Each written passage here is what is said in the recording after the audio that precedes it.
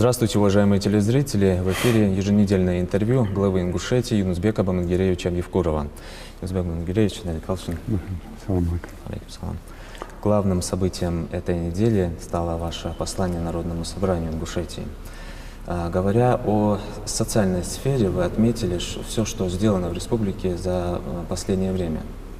Это множество объектов, построенных дома культуры, детсады, школы, больницы, спорткомплексы и многое другое. Мы вышли на новый уровень развития, чего не было никогда. Считаете ли вы это достижением народа? Конечно, это достижение, это большой труд, большой объем работы, который мы все вместе выполнили. Да, понятно, что без помощи федерального центра нам это не удалось бы сделать, но история такова. Мы почему сделали, во-первых, такой расширенный, хотя по времени уложились так же, но тем не менее наглядный доклад, он еще был связан с тем, что в этом году исполняется 10 лет, как я в должности. И мы решили показать, что сделано за 10 лет. Если реально брать именно социально-экономическую составляющую, что мы там упорно начали работать там, то это где-то 6 лет. Основное время, конечно, отнимала это борьба с такими явлениями и проявлениями, как терроризм, бандитизм, наведение порядка. И фактически мы можем говорить, что за 5-6 лет мы достигли таких результатов. Почему я в цифрах это показывал, чтобы люди увидели, что даже за 70 лет советской власти нам не удавалось таких объемов осилить. Многие пытаются сказать, что ну хорошо, вот вам дали ФЦП, дали деньги. Во все периоды правления, при всех руководителях, денег давали не меньше, а то и больше. И вопрос стоял в другом. Как эти деньги грамотно распределять, как с ними работать. При всем при том, что и сейчас есть коррупционная составляющая. Поэтому максимально постарались показать людям, какой объем работы выполнен за эти буквально 6 лет. И здесь надо подчеркнуть, что процентном соотношении, чего тоже, что не было раньше, это порядка 20-25% это объекты, которые мы построили за счет собственных средств и внебюджетных источников. Я не беру инвестиционные объекты, я беру чисто социальные объекты, школы, садики, спортивные объекты и так далее. И мы многого в этом направлении добились.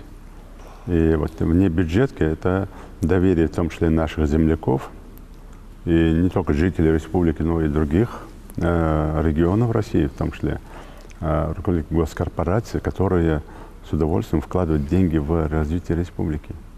Но особо хочу подчеркнуть еще раз то, что наши земляки, они вкладывают деньги, помогают в социальных проектах республики, в том числе.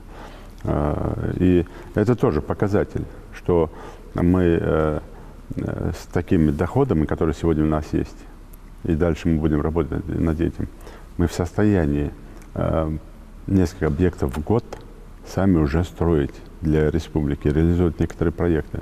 Да, сегодня сложно, что эти объекты у нас, получается, социальные, требуют затрат на содержание, и нам сегодня то, что мы зарабатываем, мы их только вот еле-еле успеваем на содержание вкладывать. Но, тем не менее, мы эти направления можем уже прорабатывать и обрабатывать. И, конечно, здесь хочется сказать всем спасибо, кто стоит за этими проектами. Это продолжается и дальше сегодня. Мы и дальше будем строить, дальше будем осваивать. И до 2022 года и включительно до 2025 года уже утверждены программы развития, поддержки Северо-Кавказского федерального округа, в том числе и Ингушетии. Обращаясь к Народному собранию, вы поручили организовать работу по формированию для республики национальной идеи. О каких сроках идет речь? Здесь надо не столько о сроках говорить, сколько о идее. На базе чего эта идея должна быть? Сегодня не должно быть никакого для молодого человека. Вот беру там уважение к старшему. Почему? Потому что без уважения к старшему у нас не будет никогда будущего. Эта история показывает во всем мире. Если мы не будем относиться к старшему соответствующе и по адатам нашим, и по религии, никогда у нас, у любого народа не будет будущего. Вот в этом вопросе надо проработать, как вот это уважение к старшим должно формироваться у человека. Здесь надо просто напрочь отбросить какие-то такие мысли, вот, почему-то принято там в некоторых там направлениях, что якобы вот человеку исполнилось там 15 лет, по шариату он уже там типа вырос уже, и он может там со старшим просто вести себя там слишком раскованно, да, как бы таким образом, на равных со старшим себя вести. Вот это мнение, оно неправильное. Старший, он всегда есть старший. И не было бы это прописано в Священных Писаниях, если бы это было просто так. И каждый из нас, если даст Всевышний, будет старшим, и только тогда он поймет, уважение или неуважение. Но наш народ и в целом кавказские народы, они всегда, вот старшие, это был фундамент наших народов. Этот фундамент надо еще более цементировать. Это одно направление. Второе направление – это, конечно, младшие. Это подрастающее поколение. Как мы их воспитываем. Вот эта идея сама, дальше не буду продолжать, она должна в том числе большую часть занять вот эти два направления. Это старшие и младшие. Как вот здесь сопоставить так, чтобы вот это было настолько прочно, чтобы идея понравилась вот в этом, именно в рамках вот этих двух слоев нашего населения. И сроки, да, месяц, 2, 3 месяца. Ну, я думаю, до 3 месяцев какие-то там конкурсы будут, что-то будет. Сейчас рабочая группа над этим работает. Ну, надо проработать, в том числе изучить опыт регионов России. Очень хорошая национальная идея есть у Татарстана, у ряда других народов России. Надо изучить, надо посмотреть, чтобы оно соответствовало в том числе и в рамках Конституции Российской Федерации и гимна России, так как в гимне есть такие слова «братских народов». Так вот эти слова. Ну и, конечно, нашей Конституции, нашим обычаям, традициям, ну и вероисповеданию. Вот это все в комплексе надо сформулировать и выставить такую хорошую национальную идею. И здесь, когда рабочая группа будет организована, когда я проведу первое совещание, будет открытый источник, я думаю, что каждый желающий может туда свои предложения подавать. Особое внимание в послании вы уделили и ликвидации очагов терроризма в регионе. Меры противодействия терроризму обсуждались и на совещании секретаря Совета Безопасности России Николая Патрушева, где вы приняли участие. Какой инструмент вы назвали бы самым эффективным в противодействии терроризму? Ну, насчет терроризма я бы не говорил, почему что у терроризма только, или против терроризма только один инструмент. Это жесткое уничтожение, ликвидация. Почему что террорист – это уже вышедший уже на огневой рубеж преступник, который жертвует собой и жертвует там людьми. И здесь, конечно, нет инструментов, кроме как адекватного применения против террориста или терроризма ответных мер. Но если брать экстремистов, если брать тех, кто из членов бандподполья вырастает в экстремисты, потом террористы, тех брать пособников, да, здесь самый совершенный механизм – это, конечно, методы убеждения. Это профилактика. Почему? Потому что мы на своем примере убедились, что когда мне задавали вопрос, а зачем вы ведете переговоры с бандитами или с боевиками, зачем, был случай, когда 4 боевика сдались. Зачем вам нужны? Они были, а вот они сдались. А они сдались не тогда, когда их окружили, они сдались, когда профилактика проводилась с родственниками. Типа, что вы о них беспокоитесь? Я тогда тоже одному из федеральных журналистов отвечал, что я не о них беспокоюсь. Я беспокоюсь о тех, кого они могли убить завтра, послезавтра. Сегодня эти 4 бандита никого не убивают. Они сдались органам власти и по закону получат наказание свое. Но я сегодня знаю, что они никого не убьют. Завтра, послезавтра, послезавтра никого не взорвут. Вот это меня больше успокаивает, ежели если бы они были бы в розыске, и я бы искал их, чтобы их уничтожить. Поэтому, конечно, методы убеждения и профилактика, они наиболее приемлемы в любой деятельности. В работе вот именно с теми, кто нарушает закон, в том числе, в частности, как мы говорим, там экстремизм и другие проявления. Хотелось бы затронуть очередное нашумевшее предложение о признании ваххабизма экстремистской идеологией. Как вы прокомментируете? Я здесь вижу все-таки некоторое недопонимание тех, кто такие вещи предлагают. Ряд исламских государств, мусульманских государств, это их там, государственная идеология. То есть нам надо тогда с ними прекращать любые отношения, я так понимаю. Это раз. Второе, есть большое количество людей, которые, если им прекратить эту деятельность, большое количество людей, которые не согласны, как мы говорим, с так называемым традиционным исламом, да? Хотя для меня ислам, он ислам, не традиционный, ну, то есть он ислам. Каждый себе выдумывает, как удобно защитить свое право на каких-то направлениях, выдумывают разные причины, традиционные там, или экстремистские, или там мирные, немирные. Это, ну, мне кажется, кощунство над религией в целом. Коран-то один? Коран один, ислам, религия одна, поэтому здесь выдумывать ничего не надо. В законе все прописано, что является экстремистским, что является преступным. И если любое течение религиозное, в том числе и ислама, выходит за рамки закона, то не надо ничего дополнительно придумывать. Надо жестко пресекать в рамках закона. Мне кажется, этого достаточно. А вот эти попытки, ну, сегодня, там, говорим, ваххабизм.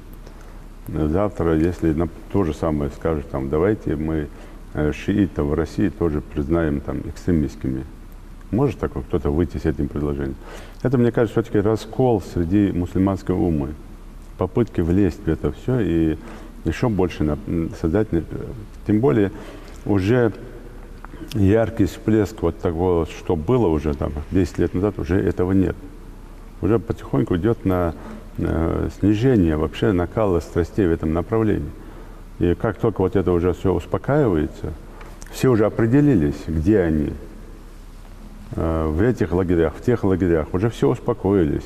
Те, кто раньше был там 15, 16, 20 лет там, по неопытности где-то там по-своему смотрел на эти вещи, там, или наоборот, с учетом возраста, они тоже уже успокоились, они выросли, они уже женились, семьи создали. То есть люди уже успокоились.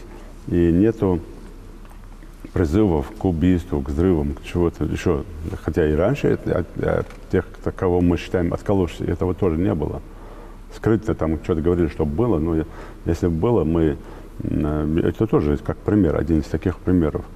У нас нет случаев, когда за идеологию, за экстремизм, за призывы к терроризму кто-то из священнослужителей был бы арестован или возбужден уголовным делом. У нас в республике таких нет примеров. Для этого есть спецслужбы, они работают. Если бы, поверьте, были бы таковые, были бы приняты самые жесткие меры. И, ну, конечно, в этих вопросах, мне кажется, вот те, кто стоят за этими призывами, это очередная волна напряженности между мусульманами, очередной раскол между мусульманами.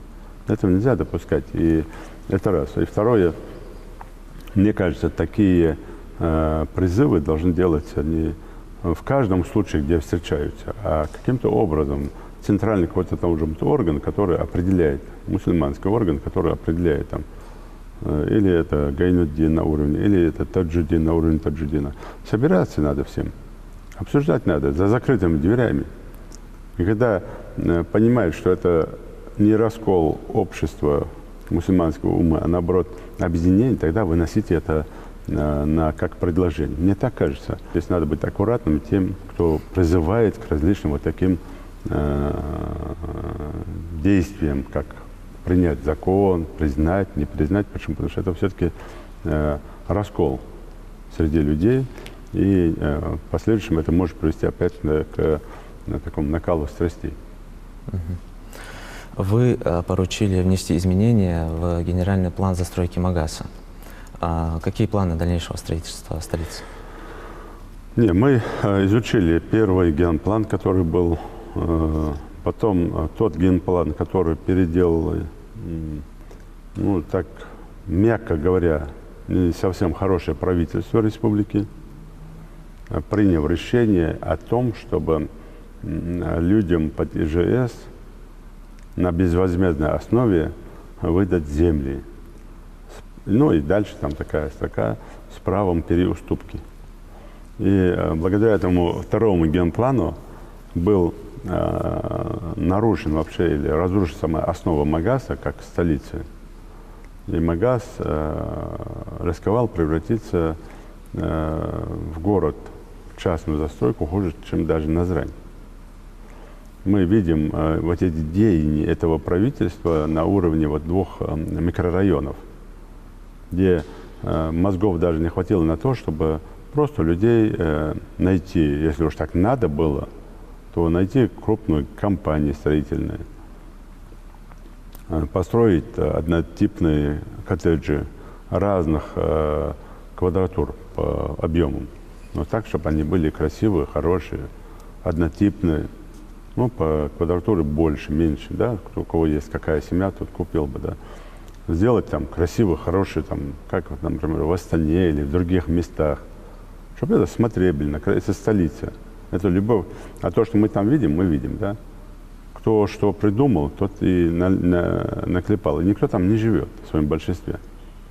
Построили на всякий случай, чтобы потом перепродать. И перепродают сейчас некоторые там коттеджи и участки. Ну, десятки раз из рук в руки уже перепродано. И плюс еще 900 участков, 970 участков, которые вот таким вот образом якобы безвозмездно розданы людям. Вот тут возникает вопрос. Мы с прокурором республики это обсуждали, с другими там руководителями правопорядка. На каком основании жители получили безвозмездно такие земли? То есть ветераны, афганцы, чернобыльцы, участники боевых действий, или же в списках очередников, как остро нуждающихся. На каком основании? Никакого основания. Просто у кого были деньги, те, давая взятки в карман чиновникам, в то время или 8, или 10 тысяч долларов, не помню там цифры, там, они есть там в разбирательствах в деле, отдавали деньги и просто брали землю. И потом эту землю переуступали. Это раз. В своем большинстве эти земли, вот сейчас справки они есть, десятками, а то некоторые деятели, у которых там по 30-40 участков. Это были бывшие руководители на местах. Чиновники, правоохраны, там, потому что есть прокуратуры, и судебной системы, и с правительства республики. Все чиновники, вот у кого там были доходы, там, доступ к бюджетным средствам, вот этим занимались. На своих родственников, на своих этих там переоформляли, и вот это все выкупили. Целые кварталы, целые микрорайоны, это тоже видно. А потом начали это все перепродавать, делать на этом бизнес. Почему? Потому что сами же для себя написали удобную строку с правом переуступки. Вот это право уступки как раз есть коррупционная, в том числе вторая коррупционная схема. Первое – это то, что безвозмездно выдать за деньги, но деньги в кассу не идут. И второе – это право переуступки. И земля, которая там тогда строила там столько-то, потом она перепродавалась, скажем, разом завышая там на 2, на 3, на 5, на 6 тысяч долларов. Да? И вот таким вот образом эти люди вот крутились. И сегодня очень редко найдешь там человека, который вообще изначально купил землю, а много, которые там уже по 4-м, по 5-м, по 6-м разу эту землю перекупали. Как только узнали, что будет отсуживать, что будет эта работа, некоторые деятели якобы с людьми договорились, что вы нам эти земли, типа, мы вас крышуем, да, вот таким вот образом, типа, там, здесь никто ничего строить не будет. Сейчас, благо, что мы нашли букву в законе, в рамках закона эти земли отсуживаем. Я еще раз повторяю, для жителей у меня нет никакого там предвзятого отношения в этих вопросах. Если те жители, у которых есть квитанция на руках, что они деньги сдали в бюджет города, и за деньги купили землю, и мы потом, отследив это, увидим, что это так и было. Государство обязано вернуть вам землю. Деньги, не земля, а деньги вернем. Если же жители платили налоги тоже вернем. То есть деньги, я имею в виду, государство, бюджет города вернет. Для этого мы все предусмотрели. Но уж точно никакого индивидуального жилищного строительства, кроме организованного микрорайона, одного из таких элитных, если мы там дойдем до этого, если найдем хорошего инвестора, не будет в Магасе.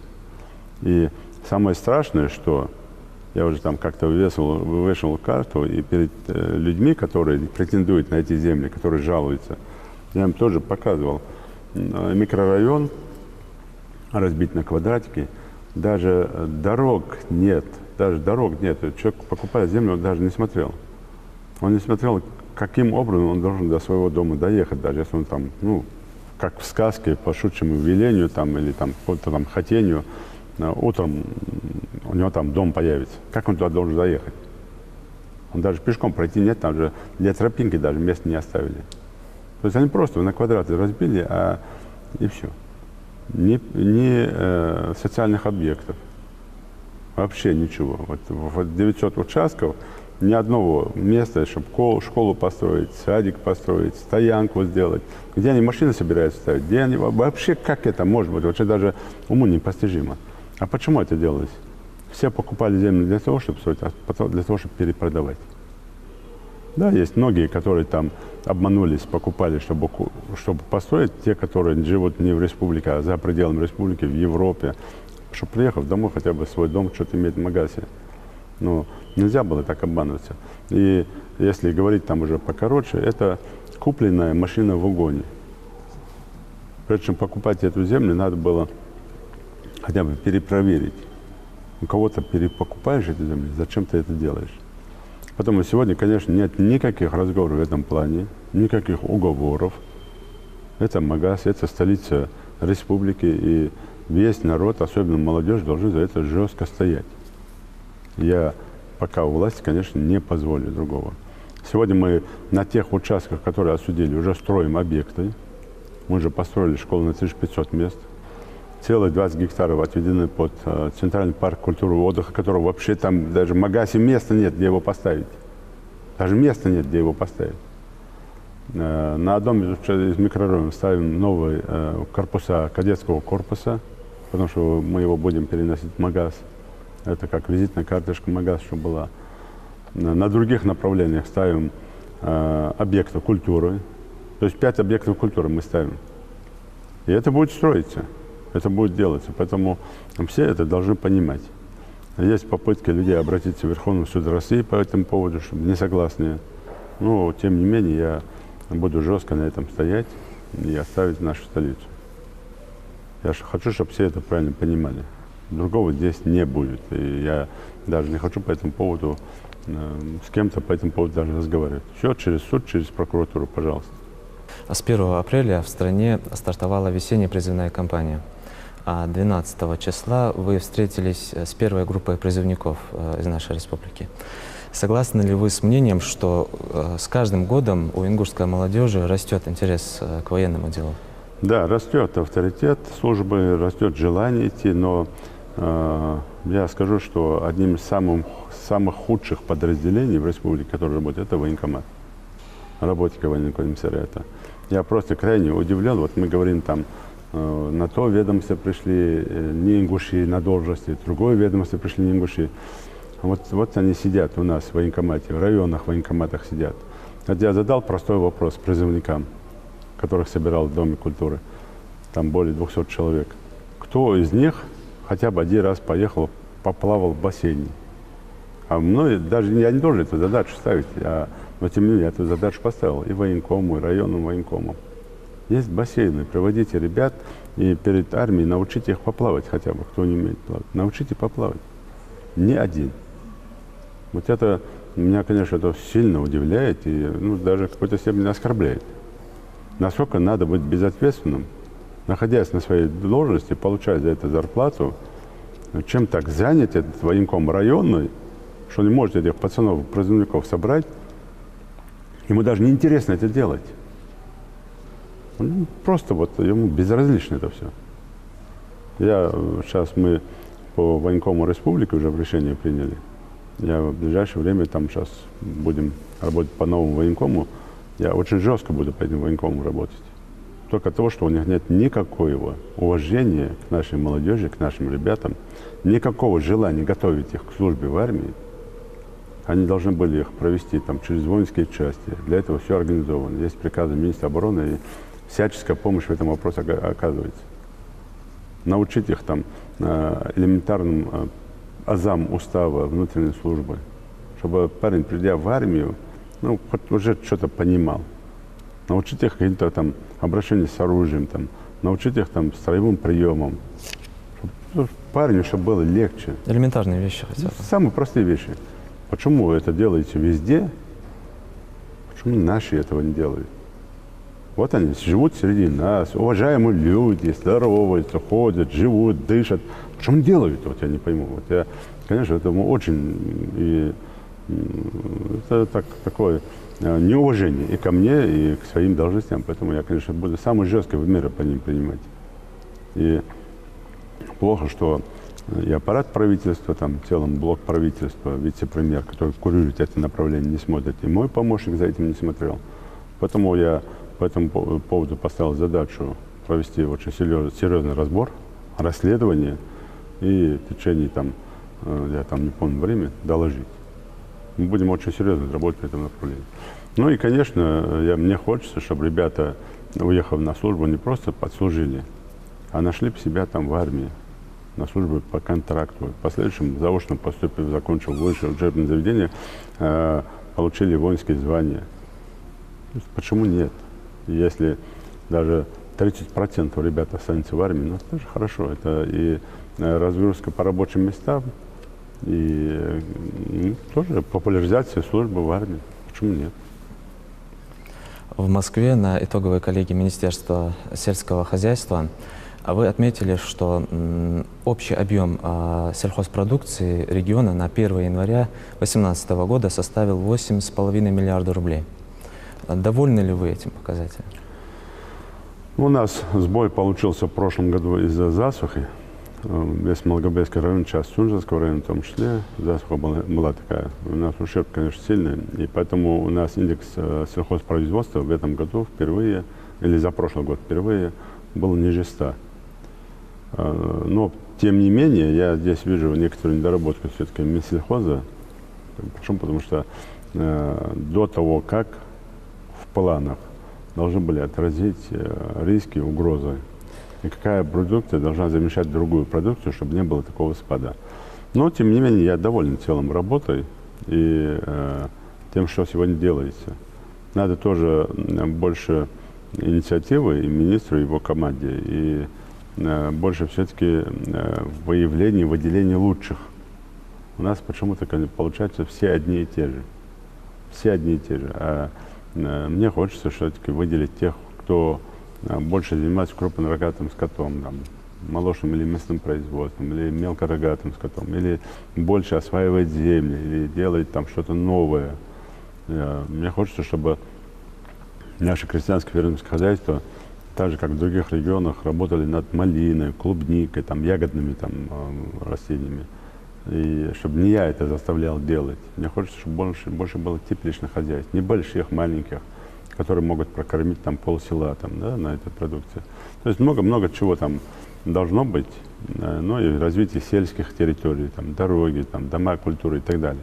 Это вот работа министра сельского хозяйства, его команда. И я с учетом вот этих и минусов, и плюсов, которые были в 2017 году, задачу поставил, планы там переутвердят, пересогласуют, и надеюсь, что мы в этом году лучших результатов достигнем. Ну, пока по этому году, в том, что идет все по плану, и все, что нужно было спахать, засеять, все сделать, это мы идем с опережением графиков, поэтому нормально все.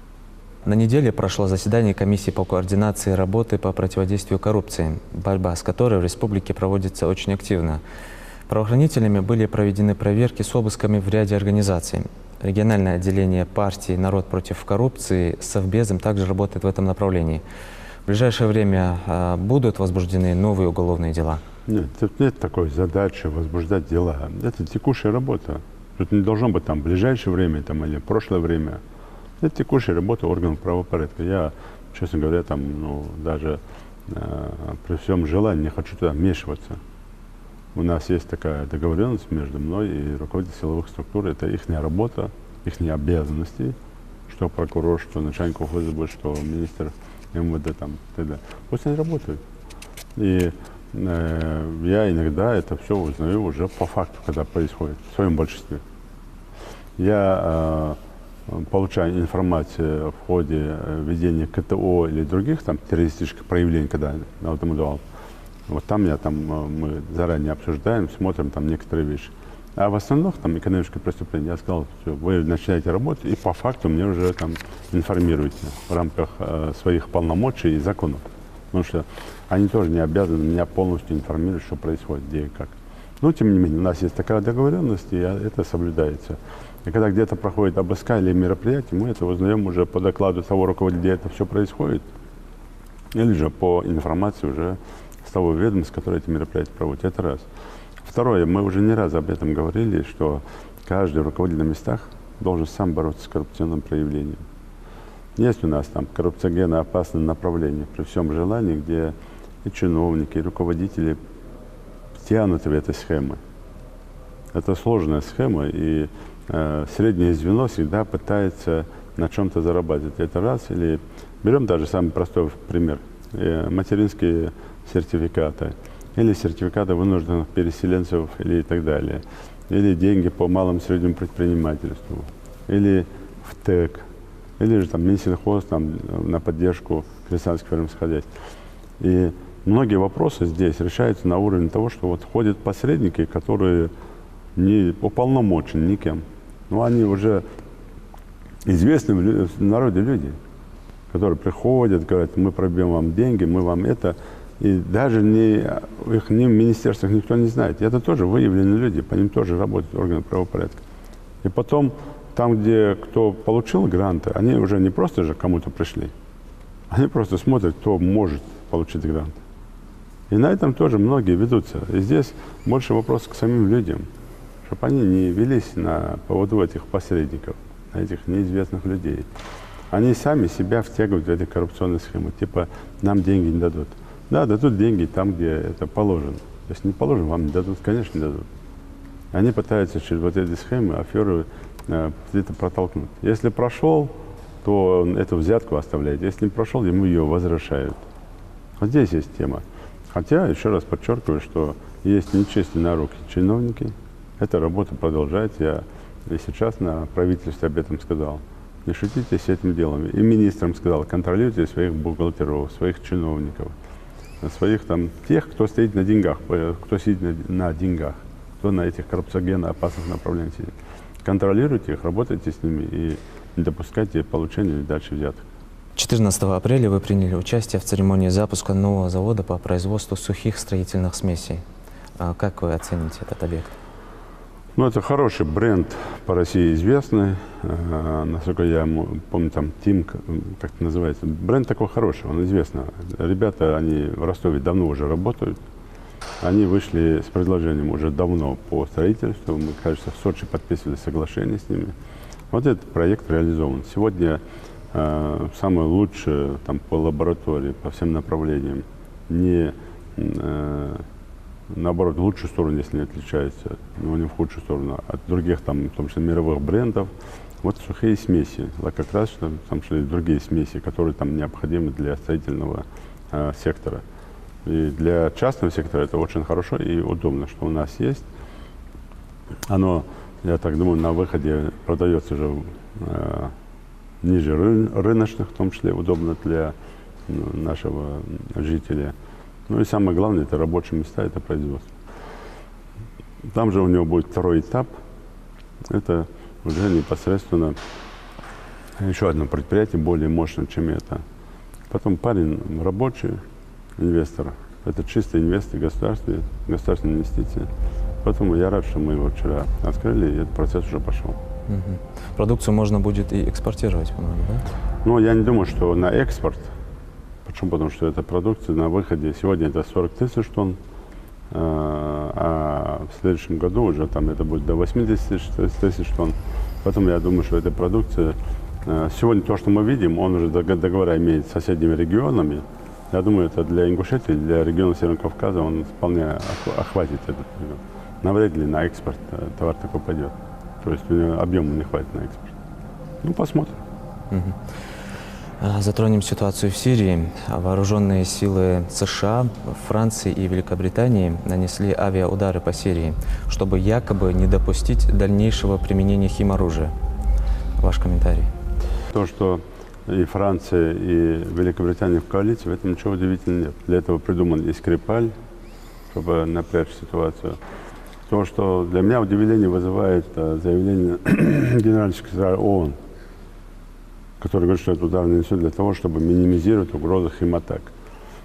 Хотя все понимают, что ни Асад, ни другой там режим там, или другое правительство, им невыгодно применять, во-первых, нет никакого КПД от этого, от применения химоружия. Им невыгодно этого делать, даже если захотели бы это делать. Он не решает там стратегические задачи, это направляется там применение химоружия. Тем более мы сегодня видим там же зона этих направлений, как и наши военные, полицейские и мирные жители, там они находятся в Восточной Гуце, в Думе, говорят, да нет здесь никакого химоружия. И когда применяется вооруженная группировка до расследования международным организациям, это еще раз говорит о том, что это провокация, это раз. И здесь даже не столько провокация, сколько просто наглость. Ну, они для себя утвердили, что мы мировая держава, что будет все под нами. И кто не с нами, тот наш враг. Но для Трампа нужно было показать. Я думаю, что на этом они не остановятся. Но тем не менее, ему надо было показать, что он не слабый президент, что он сильный президент, что он может там поиграть мускулами, что он может там применить оружие, ну и так далее. Ну и на фоне угасающего его там авторитета, на фоне доминирования России на этом направлении, конечно, опять же, это тоже была причина, чтобы показать. Рейтинг поднять. Ну, а в своем большинстве, конечно, от этого страдает простой бедный сирийский народ, который, оказался в такой ситуации. Юнусбек Бамангереевич, благодарим вас за то, что уделили время и ответили на наши вопросы. Марков. Уважаемые телезрители, вы смотрели еженедельное интервью главы Ингушетии Юнусбека Бамангереевича Евкурова. Спасибо за внимание и всего доброго.